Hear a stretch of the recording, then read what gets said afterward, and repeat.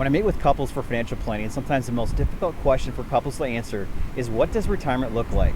Oftentimes, couples have never asked the question of themselves, and sometimes couples have a difference of opinion on what that retirement should look like. For me and my family, we enjoy spending time together and traveling the world. One of the things that gives me the most peace is having my feet in the sand, listening to the waves come in, and watching the sunset. For my clients, it may be spending time with children and grandchildren, or maybe it's getting that house in the lake and throwing a line off the pier each day. Possibly it's taking off to see other parts of our country or even the world. Or maybe you're just tired of winters and desire to become a snowbird. It is important to take time to develop a retirement living plan. That will greatly help you understand where and how you might be living. It will help you understand potential savings goals to reach. Let's say you desire a $5,000 per month income in retirement. Will that number include your trips, or do you need to save extra on top of that? Getting your income fine-tuned will help you ensure you can fund monthly living expenses and ultimately fund your longevity of life. Remember, we want you to retire comfortably and live comfortably in retirement. Another way to think about retirement is using the MIT Age Labs resource, 8,000 Days in Retirement. MIT says there are typically 4 phases of retirement. Number 1, the honeymoon phase. Number 2, the big decision phase. Number 3, navigating longevity phase. And number 4, the solo journey phase. But let's quickly talk about each phase.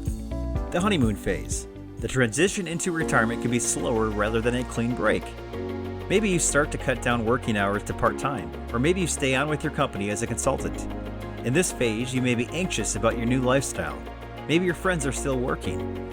You may want to get out of the house more, so budget for more restaurants and activities. The big decision phase. Once the honeymoon stage is over and you are adjusted to be fully retired, you are now faced with some big decisions. This could include where you will live, how you'll get around, and who you'll spend your time with.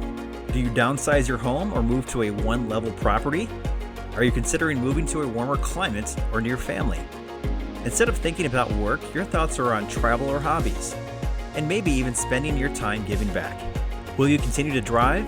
How will you get around for basic needs such as medical appointments and groceries? The navigating longevity phase. You may start to experience risk to longevity such as health concerns, mobility, and cognitive abilities not as they once were. Your needs may be greater, but resources may be smaller. Ensure you have the right Medicare coverage and estate planning is up to date. If you're still living in your home, how can you do so safely and independently? And finally, the solo journey phase. In this phase, health or physical issues can abruptly come to the forefront, but the loss of a spouse or partner may be even greater. If your spouse needs extended long-term care or passes, you may be living alone. So let me ask you, what does your retirement look like? Hopefully this gave you some ideas to now you can develop a retirement living plan. Let's talk now to ensure we can work towards your retirement goals.